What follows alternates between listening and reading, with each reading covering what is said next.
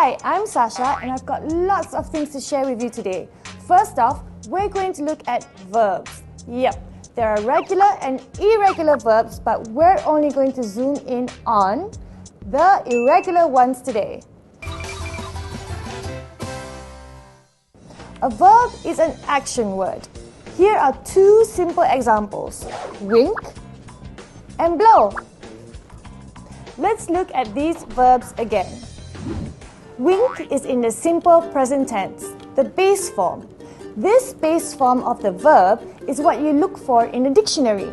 When a verb changes its form, it reflects a change in time. So, to change wink to its simple past tense form, to show that the action of winking happened before the time of speaking and does not extend into or have any direct effect on the present time, we add an ed to the end of the word, like this. Wink becomes winked. So, can we follow the same rule for blow? Can we add an ed to the end of the word blow to change its form to the simple past tense, like this? Does blow become blowed? Absolutely not. Blow doesn't follow this rule at all. And why not? Because blow is what we call an irregular verb. It does not follow the regular ed rule. Blow is B-L-E-W, blew, in the simple past tense. Let me show you a few more irregular verbs. Write, drink, stand, fight, beat, and cut. Let's see what they look like in their simple past tense forms. Remember, irregular verbs do not take an ed ending. Write becomes wrote. Drink takes the form drank. Stand changes to stood. Fight is now fought. Beat is still beat, and cut remains as cut. Irregular verbs follow a pattern when they change from the base form to the simple past tense. Some of them undergo a vowel change. Here are some examples. Sing, sang. They sing beautifully. They sang a beautiful song for me yesterday. Can you see the vowel change? That's right. The I has become an A. Sing is now sang. Fall, fell. I always fall down the stairs. I fell down the stairs last night. Okay, can you tell me what the vowel change is? Very good!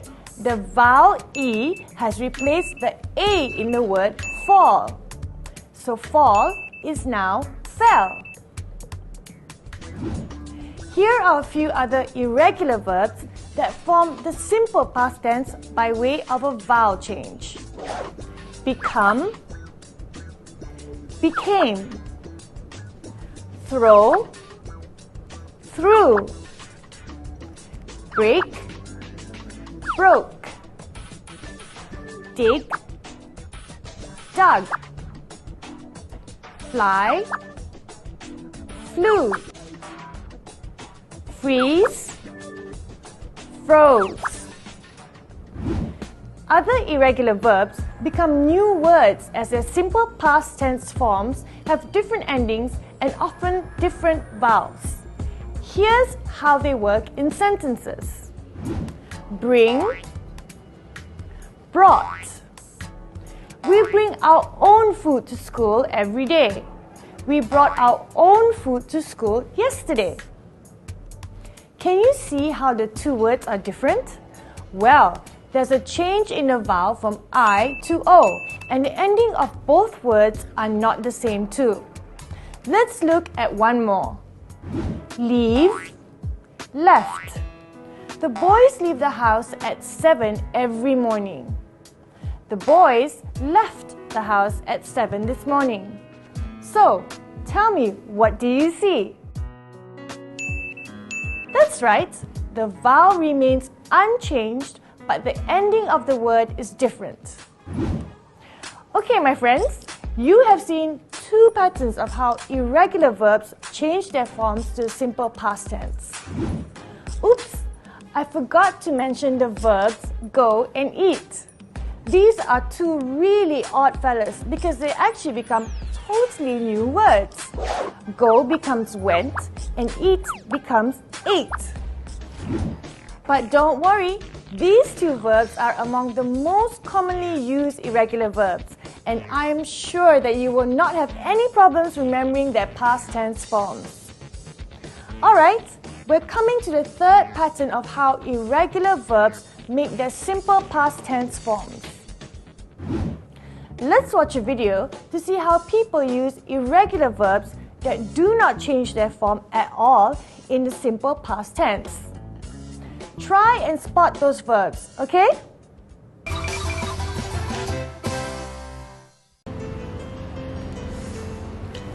Hi Joe. Hi Daniel. Gosh, what happened to you? I fell off my bicycle and hurt myself. Oh dear, that's terrible. Yeah, I was so embarrassed. You should follow traffic rules, Joe.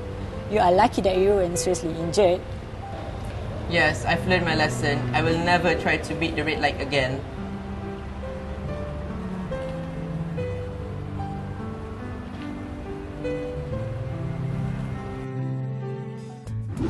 Alright, did you spot the irregular verbs that were used in the dialogue? You did? Good! But for the benefit of those who didn't, let me tell you what they are. Here's a snippet from that video. Hi Joe. Hi Daniel. Gosh, what happened to you? I fell off my bicycle and hurt myself. Joe used the irregular verb hurt. And why is hurt irregular? Because it does not change with time. Take a look at this table and the sentences below it. What do you notice about the two sentences? That's right, hurt does not change its form when it is used in the simple past tense. It remains the same as the base word. Let's look at another clip from that video. Well, I tried to beat the red light, but I lost control of my bike. Okay, table, show yourself. Just like hurt, beat follow the third pattern. They do not change their forms at all. Okay, enough of irregular verbs for now. I hope you'll memorize them because you're definitely going to need them when you write.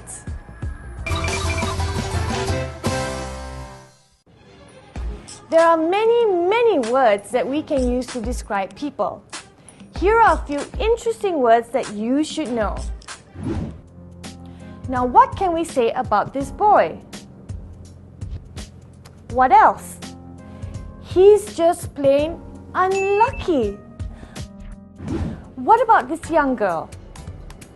Can you find a word to describe her? Poor thing. She needs to control what she eats and exercise more because she is overweight. Gee, I wish I were him. He's so popular. Well, that's 3 new words for you. Why don't you try making sentences with these words? It will help you remember them for a long time to come.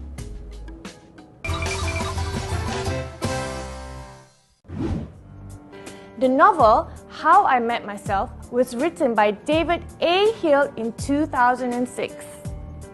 It is a supernatural tale of a man's encounter with his doppelganger. Do you know what that is?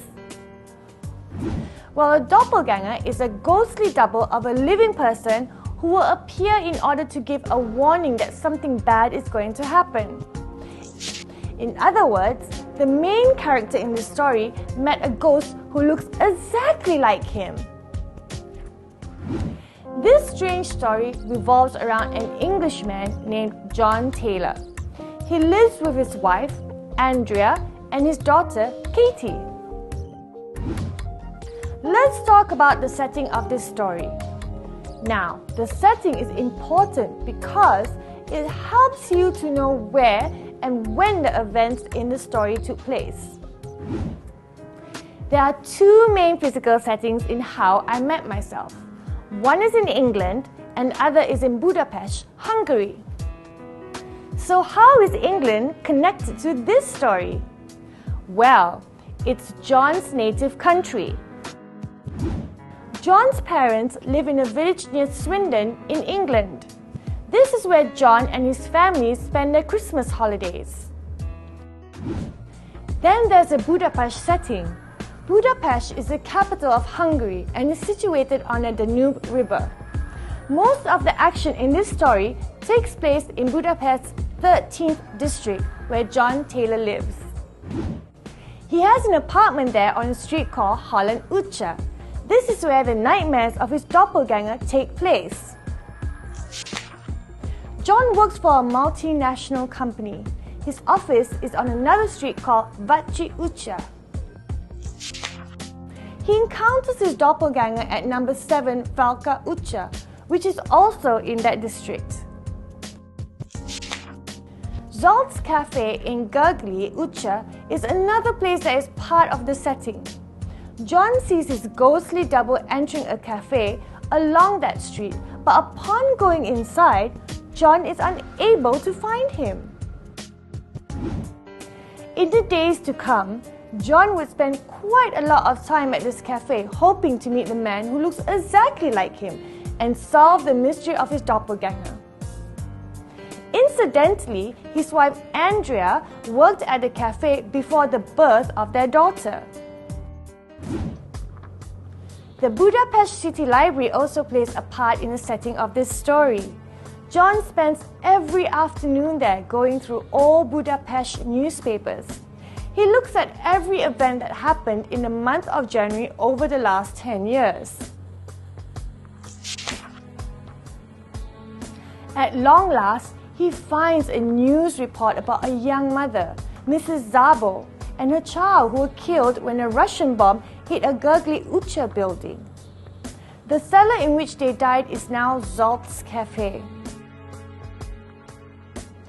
John continues investigating and finally unravels the truth. I hope you enjoyed our time together. I strongly recommend that you revisit episode 1 on this series to get an overview of the novel How I Met Myself. Take care and have a great day. Bye!